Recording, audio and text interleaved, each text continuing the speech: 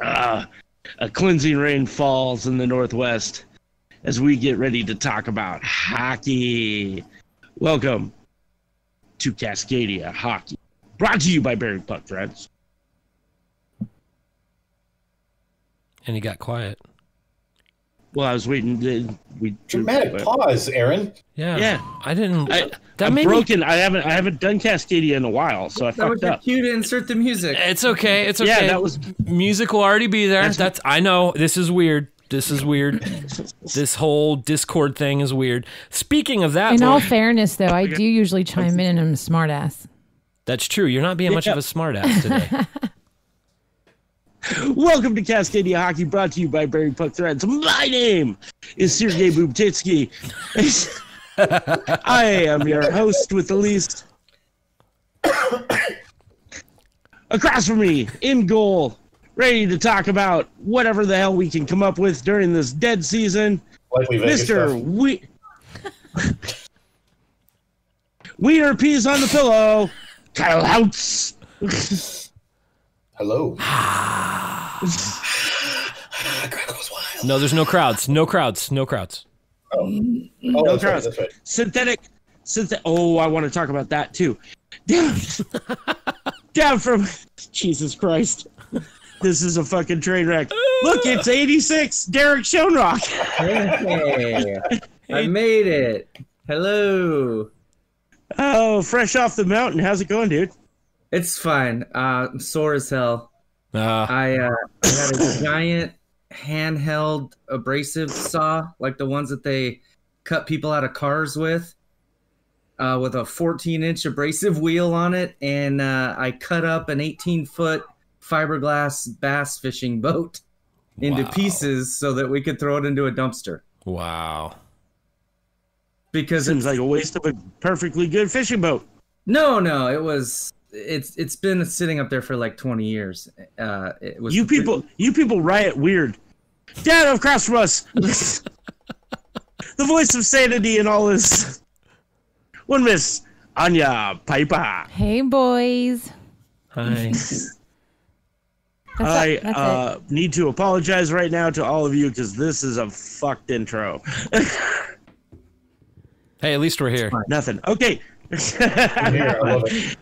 And behind the boards, mastermind behind all this crazy shit, one Mr. Aaron Piper. I don't think I'm not going to wear that badge with honor today, mastermind behind all this crazy shit. That's... Okay, anyway. It is Cascadia Hockey. It is Cascadia Hockey. I wanted to ask you, I'm going to get right into it, where did Sergey Bubtitsky come from? Was that a Reddit find? Oh, of course it was. Okay.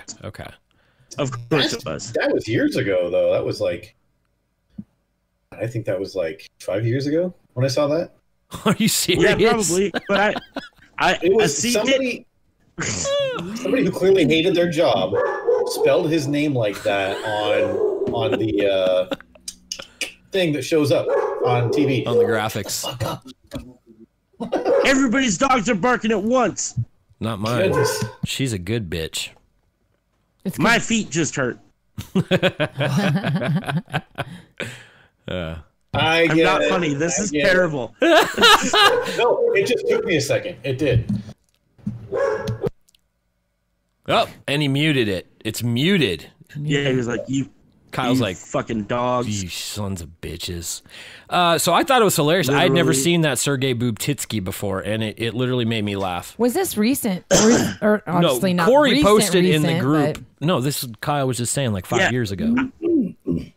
I stumbled across it, and I try and find, because I mean, like, everybody posts, news and relative shit and all that. It's good, but yeah, I just try to find silly shit to post from the world of hockey. And when I stumbled across that, I was like, this is perfection. I forgot about it, and I'm glad you posted it. Dude, I posted it, and you want to know what's funny? Now, this is my absolute favorite thing, is I snagged it, I posted it, I came back to Reddit, I scrolled down, and the next meme thing that I saw was Mia Khalifa. It was somebody posted she had done a Carl's Jr. ad where she was holding burgers in front of her boobs, and I almost grabbed that and was like, "Hey guys," Grab something but I else didn't. instead. Speaking of Boob Titsky, I was like Boob Titsky, and then the boobs that got us in trouble. Oh my God! Yeah, we need another letter after this episode. Is that the porn? Yeah, boob? dude. Listen to this. that's true. I mean, nobody hears it like from that. Well, maybe they do. I don't know. Just the title. I know. Just What is Mr. Rasmussen up to these days, man? I haven't heard much about him lately. I don't know. I follow him on social media, but like, I think a lot of hockey players that are coming up in that age group, the junior level stuff, and rookie era in the NHL, they're not very active on social media, and I think a lot of it is They're gun shy, dude. They're voyeurs, dude. I think it's either that or they're told not to. Yeah. I imagine they're told, like, look, just fucking don't. Like either by their peers, or they're like their peers, but they're kind of like the veteran players, or by the teams, like, because they don't want these kids, new and fresh into the world, just like speaking their mind because they think they know what the world's like, because that's that age, and making the team look bad. Like, I imagine that's been a problem before. I'm not saying that Rasmussen would be like that. He's a very professional player. Any interaction I've ever had with him he was always very respectful and proper, and so I don't imagine that he would be like that on social media. But I'm saying, like, a lot of these kids probably. But do you really think they have time for it? I mean, good lord. Oh yeah, they've got time for it. They have time for, like, right now. Fortnite? Yeah. Yeah, like, I mean, the Americans, while I was there, fuck, so many of them were playing Fortnite or whatever was out at the time. And yeah, so they totally have time for it. I think they have more private accounts. Yeah. For like family and close friends and stuff. I can confirm that, like, they don't post a lot, but anytime I've reached out to a player through social media, like a DM or whatever, they respond pretty quickly. So they're on it. I just don't think they're saying much. So, and part of me, like, I respect that. It's like, okay, because, we just, last week, we did an interview with an author, Angie Abdu, for West Side Story, and she's a hockey mom, and she was talking about how tribal the game really is. Yeah. And she's right, and she even talked about it from how tribal it is among parents, which kind of opened my eyes up to some things. But the tribalness of it, I think, keeps those guys quiet a lot. Keeps to themselves. So yeah, it keeps the potential, like, locker room talk away from public eyes, because I can see how easily that can shift. I was playing with guys in Germany, and they were like, like after a game or something, we'd just sit in the locker room, drink and stuff, and some of them were like, recording it and putting it in, like, our Facebook group, and I'm like, what the fuck are you doing? Like, it wasn't like we were saying anything fucked up or anything, but it was just like, it's just kind of like, you just don't. Yeah. The locker room stays in the locker room, like. Yeah. But where's that line? Do you think that locker room is just in the locker room? So, like, a few weeks ago when those, social Facebook messagings, those NHL players were saying bad things about their wife or something like that. Oh, yeah. Do you think that's still the locker room? Because I personally think it is. I mean, it's banter among. Well, thinking about that group chat that got out, I can't remember the player's name. Yeah, I don't either. But it was like that. Yeah, it's. Yeah, I wouldn't. Somebody ratted them out. So it shouldn't be able to be shared. It shouldn't be able to be screenshot or something like that. Like, everybody that has, like, a group chat or something should assume that it can get out. Agreed. Yeah. Especially this day and age. Yeah. I think I've talked about this before, but I can say that especially this organization, the Tri-City Americans organization, the locker room is a very sacred place. I've been in the locker room many times, but only twice, like in a pre-game situation, like right before puck drop when everybody's getting ready. I was in there 2 times, and each time it was a big deal for me to be in there. Like, it was made to be a very big deal, and it's been under 2 different coaches, and both of them were like, this is sacred ground, okay? Just, you can be in here, get the shots you need, but stay out of the way because these guys are getting focused, And so I can say that the locker room is a sacred place. And I think that the boys that are in there, that's their sanctuary, for lack of a better term. That's their place where they just feel like everything's right, you know? Well, yeah, absolutely. And it should be. Yep. I honestly feel like that's the place to get it out, man. Yep. I feel like that group chat that got out, it was one of those kind of like a stab in the back sort of thing. I think you trust your people, and we've all said really, really dumb shit. Oh yeah. In private. Absolutely. So I think there's probably a little bit of animosity there now, because it's like you can't trust anybody, and I think that could kind of mess with psyches. So that's my take on the whole thing. The guys have to be able to talk to each other, like in a locker room or any locker room. Like, it doesn't matter like what league it is or anything like that.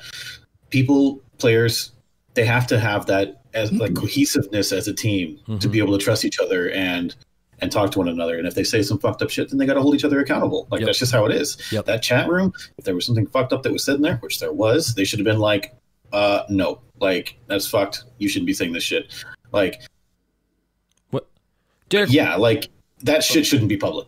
Derek, what do you think? You've been around locker rooms a lot in your life, dude. I mean, yeah, I think I kind of have a little different take on it, and Kyle hit on it just a little bit. It's still, just because it is a safe place and you're, it's where you go to band together and get ready for games and stuff like that. I don't think it still gives you a license to be inappropriate or say things that you wouldn't say in public. You still got to be held accountable. Yeah.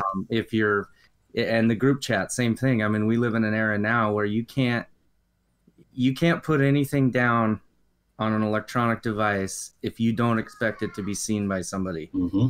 So if you do say something stupid and it gets out, you got to be held accountable for it. You can't just say, oh, well, it was supposed to be, confidential. Well, you still said it, shithead. You were still being a piece of shit about it. Still being a piece of shit. So that's the difference for me.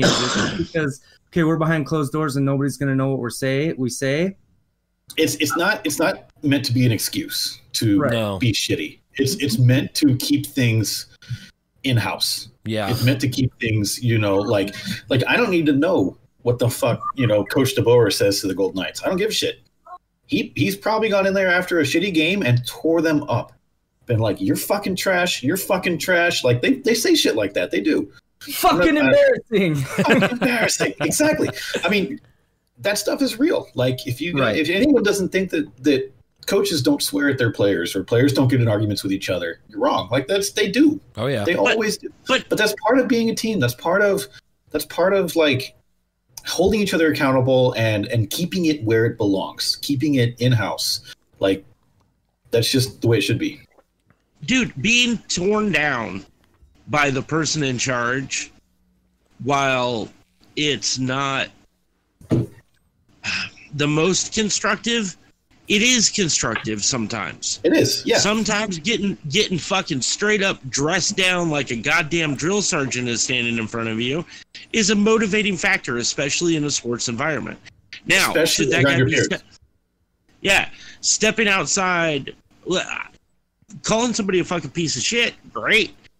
When those things start to veer, that's when I think it's okay to break that. Yeah. Yeah. And that's where I'm just saying, if a coach calls you a bundle of sticks, maybe you can say something about that. Like, bro, I get you're upset, but that's not okay. Yeah. Yeah. When it becomes, I hope everybody understood what I was saying there without saying it. But yeah, absolutely. Yeah, sure. When it becomes abusive or there's definitely a line there. I also think, as society has changed and things change, honestly, I don't think the drill sergeant mentality works on this generation of athletes coming up. You're probably right. And you see a lot of these older school coaches and stuff that operate that way. They're kind of getting washed out now because it's not effective anymore. And people see it more and they expose it or whatever. Like, my coach in high school was an asshole to me. He straight up told me, you're not going to make it on varsity. You're not going to play varsity. Oh, wow. He's like, the way you play right now, no. And you know what? That pissed me off. I was like, you know what? Fuck this guy. I skated all summer, and I improved my game. I worked with other players that I played with. And the next time we were at the rink with the whole team and everything, I was a better skater. And once he, we did like a little tryout thing, and he pulled me aside afterwards, and he was like, "You're on varsity. Wow. I'm glad this worked." He's like, "I knew it would work." So he and there's a guy in my chat right now that played on the team with me, and he says I love him so much. He pushed my ass so hard, and yes, he did. He pushed us, and he gave us motivation. And I didn't see it at the time. I took it personal for a little bit. I was like, "No, fuck this guy. I'm going to show him. I'm going to show him up." But that's how it works, right? Exactly. And while being harsh, that it sounded constructive. I mean, he was honest with you. He was black and white. He's like, "You suck. You're not good enough." He said, "At this point, you're not going to make it." Right. And it was true. It was true. I wasn't playing, good enough to play varsity, and I worked my ass off because of him, and I pushed myself because of him, and I made it, and I was kind of blindsided by it. I was just kind of like, "Oh, son of a bitch." That's what he did. But yeah, and I agree with what Spaceman Spiff says in my chat here. Like, I love that guy. Like, I definitely respect him. I always kind of like looked up to him in a way, like even if I was mad at him. But he made me like realize that I needed a shove in the right direction. And he was a coach. He's still coaching. He's still doing a great job, and he's kind of spearheading the ice project to get ice up in Elko. And like that town couldn't have a better person like on the front of hockey up there. So, do you boys think that our beloved Herb Brooks would make it this day and age with his coaching style? Oh, parents would be like, "Yeah, you called my son a shit stain. My son's not a shit stain." Parents are like, "Fucking yeah." But your dad is a shit stain. No. Yeah, that's a good question, Aaron. But yeah, I mean, like I said, guys like that you're seeing are kind of at the end, and there's a new kind of approach that I think a lot of coaches have, especially the successful ones. They've evolved. They're teaching in a different way, and still getting the most out of their players without, calling them a 4-year-old girl and making them piss in the corner in front of the rest of the team, and just totally emasculating them and stuff like that. So there's I wasn't even on the team, and they made me do that. There's definitely like overbearing coaches for sure. Like there's some that are just pushed too hard, and then it's just not effective. Like that was one of the things that I struggled with in the military, was just like, where's that like fine line of leadership? Where's that happy medium where you're not pushing too hard, but you're pushing enough that motivates them to do things? And it's the same for hockey. It's like, you can't just yell at them and degrade them all day, because then it just becomes monotonous and people start to drone you out. It's just white noise. Yep. Yeah, and it just becomes white noise. So like coaches have to constantly change their methods to be heard by their players. You can't dress somebody down if you don't have their respect first. Yeah. Because after that, they're just going to be, that guy's just a dick. Yeah. Like, you know what I mean? Like, but I mean, if you show them and do leadership and then snap on somebody, they pay the fuck attention. Yeah. Right. And that's, I mean, so there's your fine line is what is all I'm getting at, is when these coaches lead by example instead of proper, which most of them are setting a very dignified, this is how we approach the game, and they take it very seriously. It's when they show, like, no, I'm not here to screw around, guys. You know what I mean? Like that kind of thing. They're like, oh, okay, I respect what you've got to say. And then when that dude loses it, we fucked up. Yep. Yeah. It's a good point. It's a good point. It's a different game now, and that's the other thing too, is coaches cannot take the fun out of the game. Yes, there's definitely a business to it as you move up in the ranks, but especially early on, coaches have to be willing to keep the game fun and not push too far.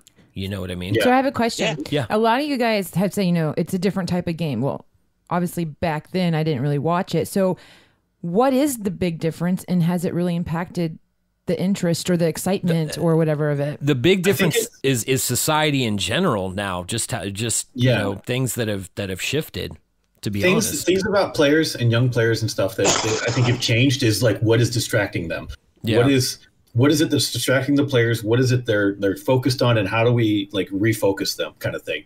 I think that's how things have changed in a lot of ways. Like when I was in high school, like we didn't have like Fortnite, I mean, we had, video games, but it wasn't nearly as in your much face. of a distraction. Yeah, exactly. Well, so dude, that just brings me back to Aaron and I walking past the locker room and hearing like, I don't know what the music Miley was Cyrus coming out of it. Yeah.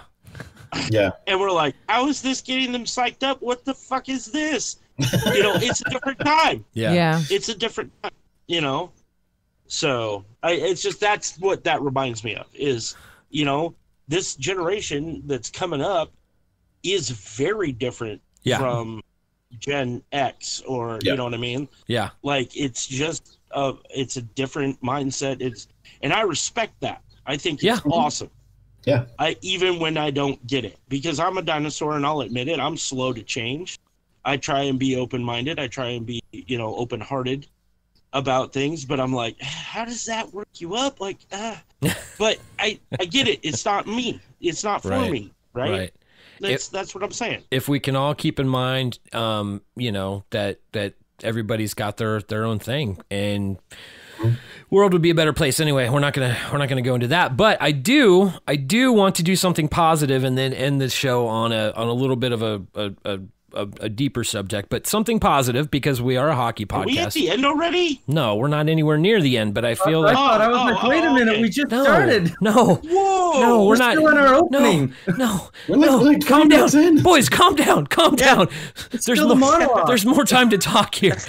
No, I recently, because the last few weeks, like hockey news has kind of been hard to find, man. But two big things that have happened recently.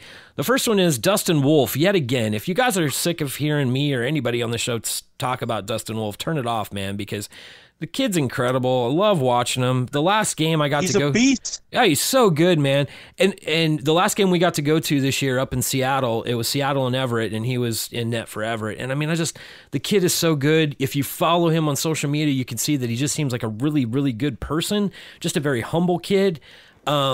But he just got named the CHL goaltender of the year for the whole CHL. He was also named the Team USA goaltender of the year. Well-deserved. He's probably got another year in junior. This is his 19-year-old year. So we're going to be able to see him again. But, I mean, I think you guys have probably all seen him play live. And he's following on the heels of Carter Hart. And he's doing a really good job of making people forget about Carter Hart. Yeah. And not, you know what I mean by that. Fuck that guy. What's funny is you say following on the heels of. I was like biting at the heels of. Like it's almost like he's got a fire under his ass to take Carter Hart out of this, zeitgeist. And I don't mean that in a vicious way. I mean, he just wants to be better. And I think that's bred out of that culture up in Everett, man. I really feel that. Yeah. Very competitive, and we talk culture a lot. I think the culture up there is a winning culture, and it's also a very fun culture from what I've seen. But a couple things in this. Him winning that means that the Everett Silvertips have won that 3 of the last 5 years, because Carter won it twice. Dustin won it this year. So 3 out of the last 5 years, Everett's had the top goaltender in the CHL. Here's one thing that I think I can hopefully back this up, that Dustin will be better. Dustin's got a bigger fire under his ass now. Dustin Wolf was not taken until the 7th round of the NHL draft last year. He was ranked as one of the top goalie prospects. And that dog behind you is adorable, Kyle. So she keeps barking at stuff. What, Nala? What? She don't like us. Anyway, He was supposed to go like second or third round. He went 7th round. A lot of people said he's not big enough. That was the biggest knock on him, is that his size was going to hold him back. Okay. Was he on the roster with Carter Hart? Yes. As like a 16-year-old? Okay. Yep. So I would say, I mean, especially that they played together, I guess you could say, and he saw, Carter Hart kind of rise. Being that close to him probably helps with that fire, underneath him. Yep. Instead of coming in 10 years after Carey Price and saying, "Oh, Carey was great." Well, it's like, I don't give a shit. I was 4 years old when Carey was great. You know what I mean? Like he saw it in person and knows what he needs to do to get to that level. I think is way more helpful. Absolutely. Yeah, that's a really good point, dude.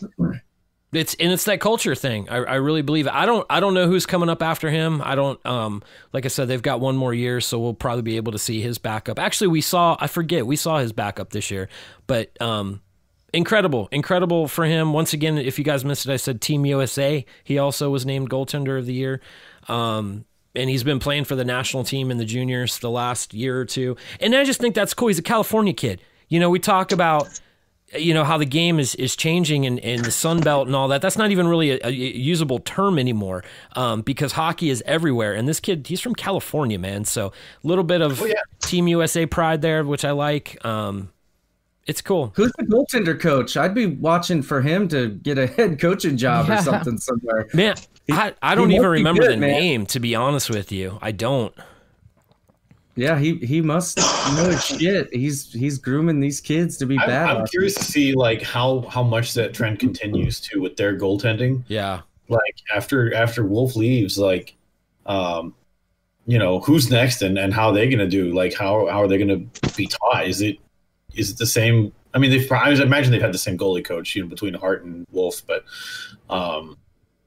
yeah, I'm curious to see how that keeps going. I have another question. Yes. It's Derek. You said about the goalie coach and how he should be looking for did you say a full-time coaching job? I'm saying, so usually when position coaches have a tremendous amount of success like that, they get poached. Yeah, but as a head coach, because you're a good goalie coach, how would that make you a good head coach? Not always. It might not, but at least to try. Yeah, I mean, typically, if you have that aptitude or whatever, and the desire maybe to be a head coach, then you I mean, in any sport, it's like when an assistant coach and when the wide receivers coach in football has the best wide receivers in the league for 5 years, like he's going to get picked up to be a head coach or move up to an assistant coach or, and maybe that's the next step in hockey, but even just up to the NHL, like they could easily see that and say, hey, we like what you're doing with goalies. We want you to do it on a pro level. Sure. Right. Yeah.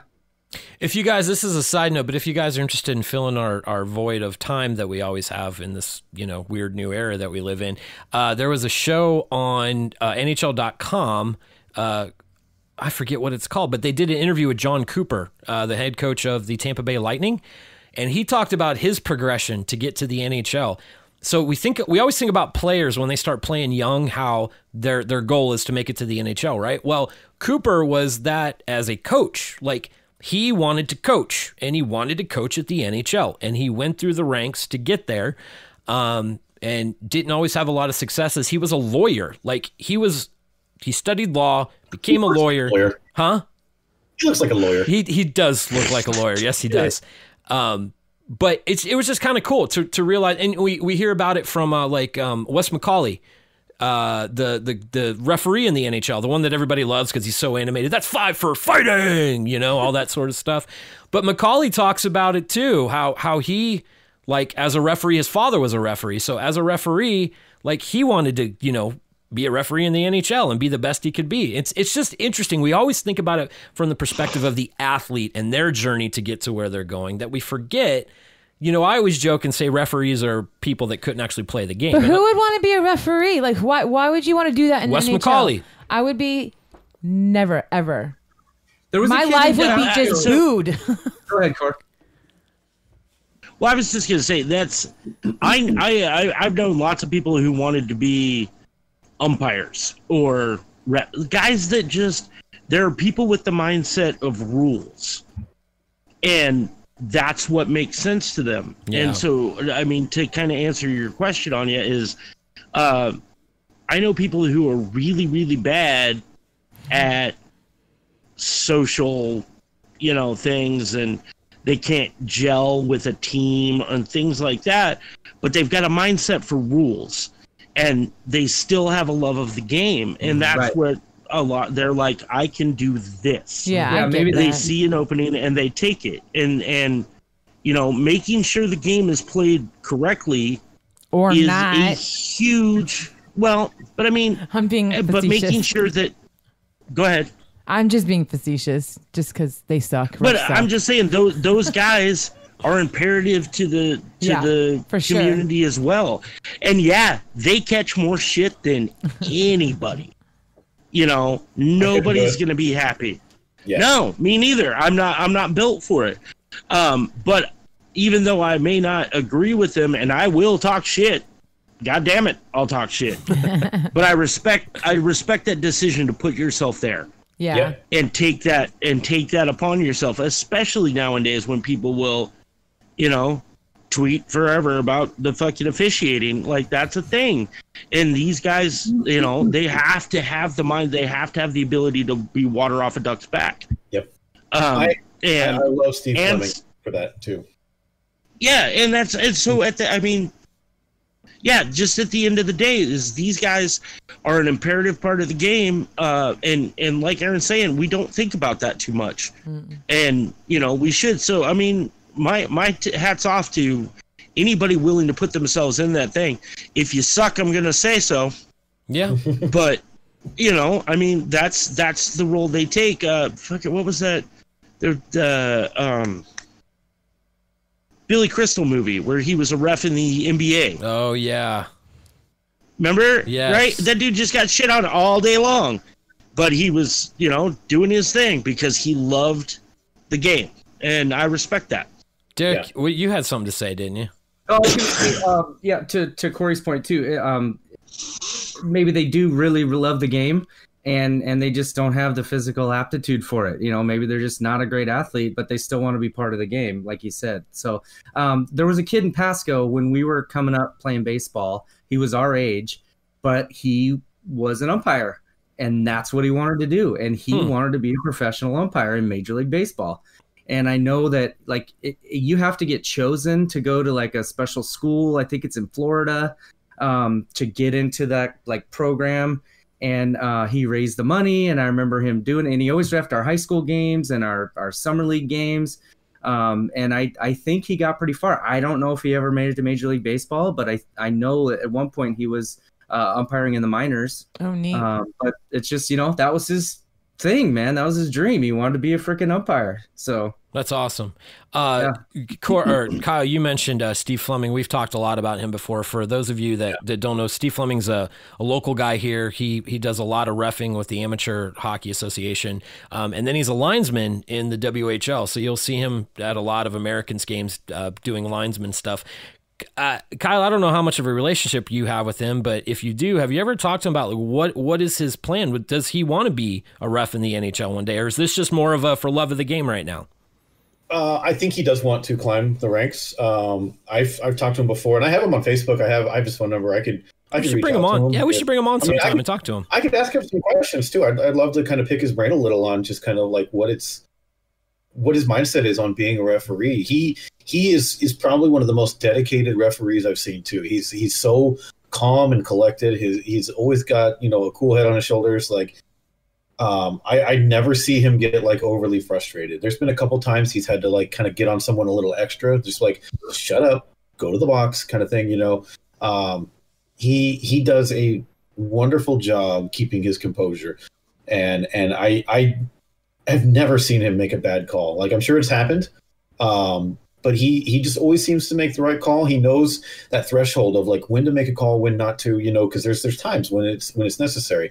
Like if somebody makes kind of an awkward hit or something like that should have been called or something. He always distinguishes that line really, really well. Yeah. And I've always enjoyed watching him. Like there's been several Saturdays I've worked at the public rink where he would be there as early as like 6 a.m. getting ready for a referee camp.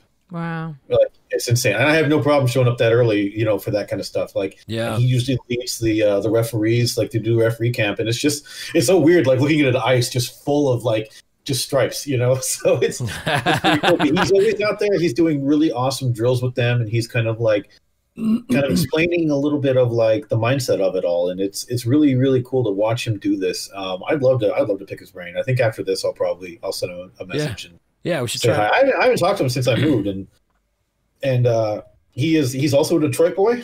Oh, yeah. So, outnumbered, man. Anyway, I do want to. Yeah, I'd love to see him put the orange stripes on. I'd love to see him even in the NHL. Man, that would be amazing. So, yeah, I love it. I'll hit him up after this. Okay, cool. Okay, that kind of went a different direction than I planned on, but that's kind of cool. The other thing, the other second positive note, Dustin Wolf wins. He's really good. We got that. The second really positive thing that happened was I saw pictures on social media yesterday of I didn't mean to post those, man. That was a weird slip. I didn't. You said you were showing us a wiener, and you got that clickbait, and it worked. And Corey is still upset about it. I am. There's NHL players back on the ice. It started. But will they play? Yeah, that's still a question at this point. They have said that I don't think it'll be anywhere earlier than July 15th before they move to Phase 3. But there are NHL players back on NHL ice right now. And I saw Flower. I saw Patrietti, England. Like I think it's 6 players on the ice at a time right now. Yep. So, and not everybody's open. We're recording this Tuesday. It's today the 9th, June 9th. Yep. There's a few that are open. Philly, Toronto, I believe, opened today or yesterday. Arizona said they're not going to open until Thursday. And teams are not required to open at this point. They don't have to open their facilities. Players have the ability to return to their teams. Right. They don't have to yet. And players cannot be penalized if they don't feel safe coming back or if they're not able to come back because of traveling restrictions or whatever. Right. But it's starting to happen a little bit at least. And it's starting – the light is right in front of us right now. And I'm not saying that means that everything goes away within the next week or two. No, that's not how that works. But it's starting to get back to feeling a little normal, man. And I don't know about you guys, but for my mental health, that helped quite a bit to see the picture from Edmonton yesterday of the 6 players there at the face-off circle. It was good. It made me feel good. I saw pictures of Stone on the ice, and it was just like, it was so heartwarming. It really was. Yeah. I want to see it happen. I don't want it to not. I think we're seeing it. I think. Well, I mean, they got to get this tournament done and get ready for next season. I mean, we're coming up on a hard stop here for. They're not going to start in October like normal. I think. Right. They probably won't start until January. Yeah, December, January time frame. Yeah, they were talking about that, but they also one article I read said that the NHL does not want to come back. They do not want to start next season without fans. Right. So it's kind of, it's interesting. But this tournament, to get it done, they said the opening round, the play-in round, the first 8 series, where they go from 16 to 8 is going to be best of 5. Yep. And then every other round is going to be best of 7. And I personally think they should all be best of 5 except for the final, just to get it through. You know what I mean? Like, yeah, best of 7s can take a long time. If you're every other day they won't be traveling. So right. Yeah. See, and I haven't seen that schedule. Are they going to play every day, or are they going to have a day off in between games? From what I understand, it might be like maybe there'll be some back-to-back games. But there won't be much in between, I don't think. And I think what's going to happen is there's going to be like 3 games a day on the same sheet of ice. Right. Which I'm hoping we're the host city, of course. But I also am just like, man, this is going to be. Well, did you just say you are the host city? We're hoping. We're hoping. Oh. We don't know yet. Let's talk about that if we will. Let's speculation on the host cities. I kind of have an interesting theory, but I'm curious to what you guys think. I personally think Vegas is one of them. I just think for logistic-wise, it makes a lot of sense. I haven't thought much about the other one, although with Vegas being one of them, they've also talked about, I believe Vancouver was one. Edmonton is really making a push. So that's the other thing. Yeah, I thought Edmonton was, and I started thinking from a logistical standpoint, wouldn't you want to have one of these in the eastern area? Because if we do a west and an east. Well, but that's what I'm saying. So Vegas, nobody actually ever did say that. I would think from a logistical standpoint, West, who I think it's got to be Vegas for the West, and then you would want somebody out east to handle it. But if you're saying Vancouver is getting a lot of traction or whatever, I mean, that would be two places in the West. Don't you still have that whole 14-day quarantine though? Why? If you cross borders, you do at this point. But that would be But you would cross borders once. So someone in my chat here, Logan, our dear friend who is a diehard Red Wings fan, he says apparently Vegas, LA, and Chicago are the finalists for the hub cities. Okay. So that was my theory, was that they were going to be close together, and Vegas makes too much sense. Yeah. My guess is Vegas and LA. I think they want everything as close as possible, logistically, for TV, for everything else. Yeah. You know, you're an hour drive from LA to Vegas? If you look at it this way, having teams in the West makes sense for broadcasts over East too, because if there's a game on at like 11 o'clock in the morning here, it'll be on at 2 o'clock in the East. Yeah. So nobody's going to be running like, well, I guess, yeah, if it's running late, that'll happen, I guess. I'm backwards on that. Never mind. That logic was flawed. So, okay, but the other thing to look at though, if it's, say, I never thought of this. But like if it's Vegas and LA, travel is quick, it's cheap, and it'll be like we're 3 hours apart. A bus ride, it's 3 hours. Okay, so 3 hours. Okay, 4 hours if you're taking a bus. It's probably gonna be slower, but still, and they're also talking about things like one of the biggest arguments I've seen online. People are like, "Oh, the ice, it's impossible. It's summertime. The ice is impossible to maintain." Fuck off. What idiot? What? People that say that don't know shit about ice. Jesus Christ. Yeah, what the hell? We put in the best ice in the United States in 115-degree heat. Yeah.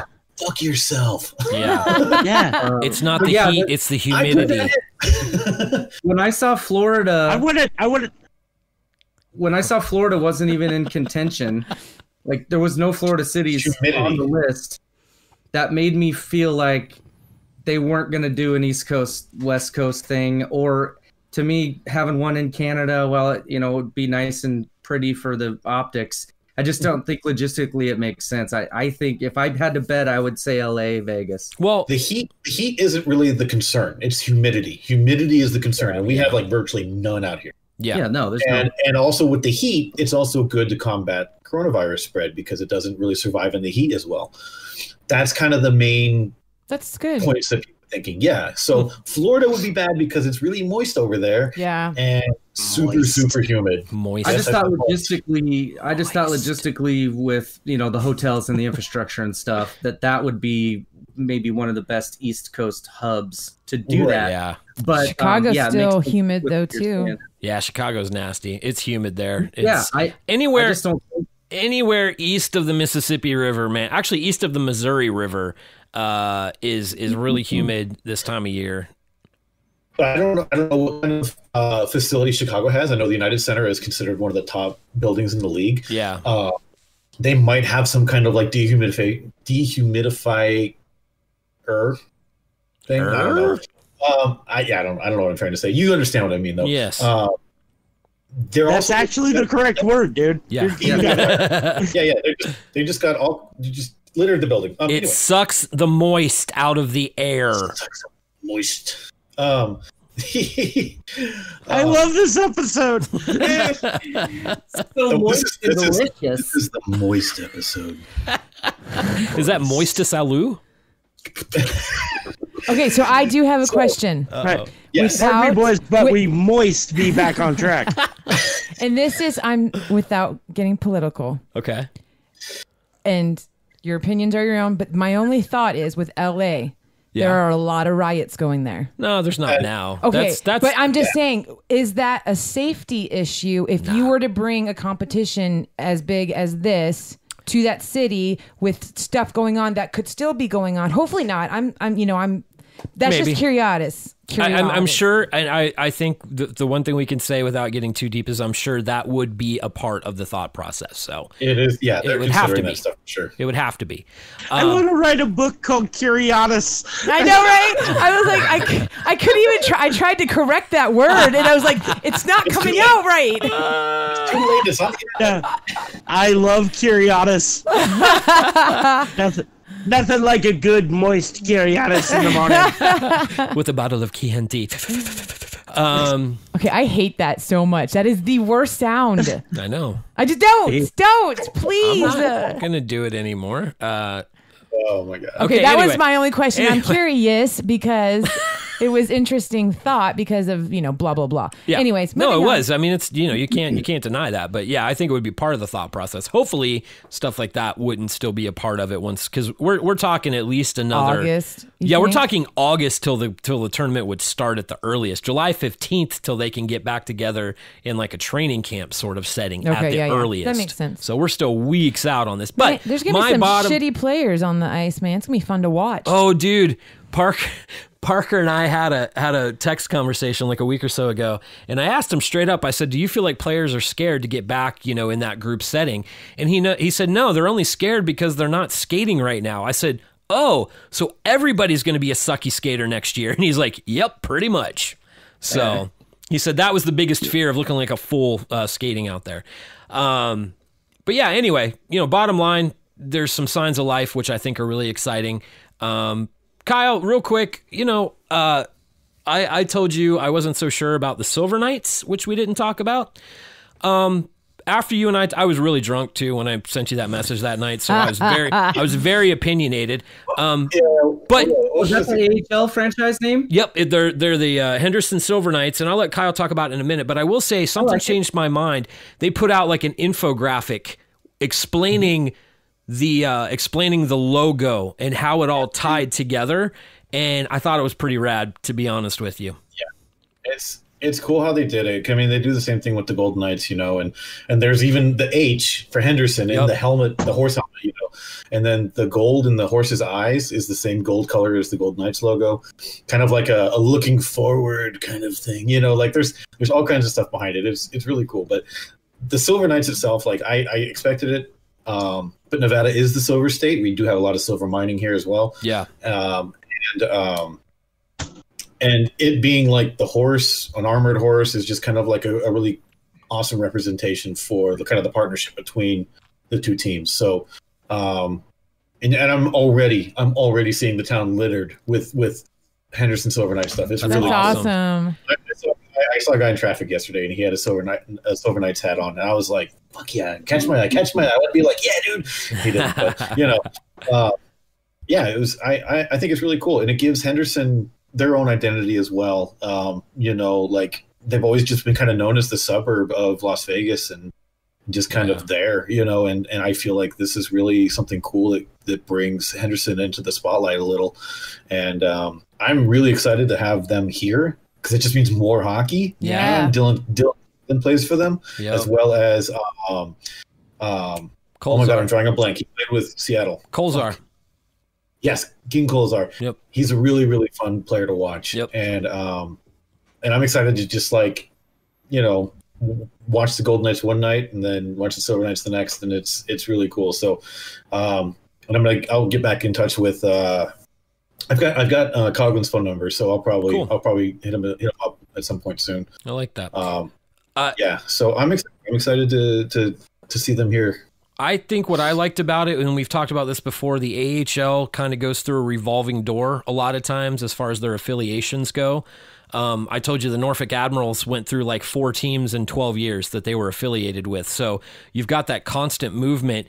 I think what Vegas has done has really just said, okay, this is a very important piece to our team and our brand, and we're going to own it. We're going to keep them right next door. We're going to create a name that's very, very similar. The Flyers, the Philadelphia Flyers, they literally used to play across the parking lot. The Philadelphia Phantoms were played in the old Spectrum, and it was right across the parking lot. Well, then they moved to Lehigh Valley, so further away. But that was the only other team I could think of that really had that close association with their AHL team. A lot of the California teams do it now. You've got the Barracuda and the Sharks. You've got the Gulls and the Ducks together. So you're starting to see that happen a little bit more. But good on Vegas. Good on Vegas for doing it and making it. Well, the Stars, too. Dallas Stars and Texas Stars. I thought it was the Iowa Stars. Oh, yeah. They moved, didn't they? Yeah. No. Not only that, it's another professional team in Vegas. So yeah, it's further opening the roadmap for more professional franchises, professional leagues to put a franchise. I'm talking to you, NBA. It's going to happen. I'm talking to you, MLB. It's going to happen. Yep. Very soon. I would say within 5 to 10 years, there will be a MLB and an NBA franchise in Vegas. Well, I don't doubt it. I could get behind the Pink Knights. Pink Knights.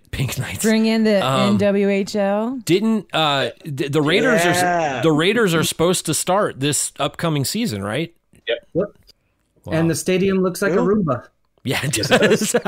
Everybody get on top and ride around on it. I drove by it the other day, and it's coming together. It looks really cool. Wow. It really does. They're starting to put all the trees out front, and kind of the front area is going to be really, really cool. They're they're trying to make a tailgating kind of atmosphere for sure. That's awesome. And it's starting to look really cool. Did we talk about Palm Springs AHL team?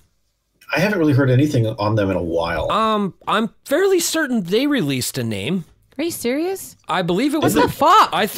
Okay, hold on. Palm Springs Firebirds is what is being rumored because they did a really like an LLC or they did like a copyright on that or something. Hold on. How that is indicative of what could possibly be. Well, that's the thing. NHL Seattle is that a lot of people are hearing rumors now that Seattle has put in things to take the Thunderbirds name.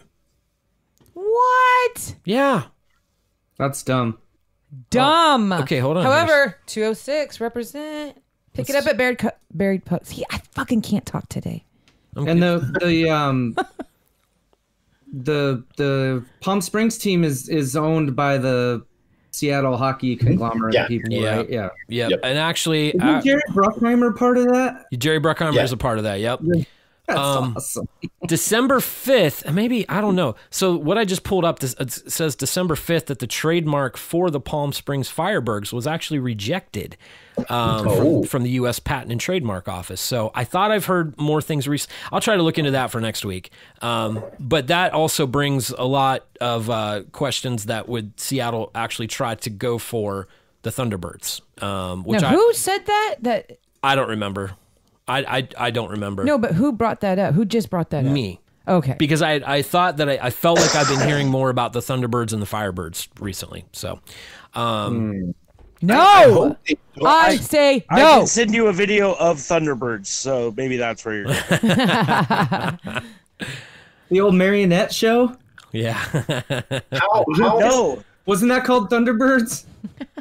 Like in the 50s, there were the 60s, there was that marionette show. Corey goes, was called the Thunderbird. Corey goes, yes, it was. Yeah. Yes, it was. All right, boys, we are starting to actually run a little bit low on time here. Congrats to the Silver Knights. I do want to cover something real quick before we go. And if there's anybody still listening, this might be the most important piece of news that we talk about this week because pays to wait. There you go. So you get what you pay for.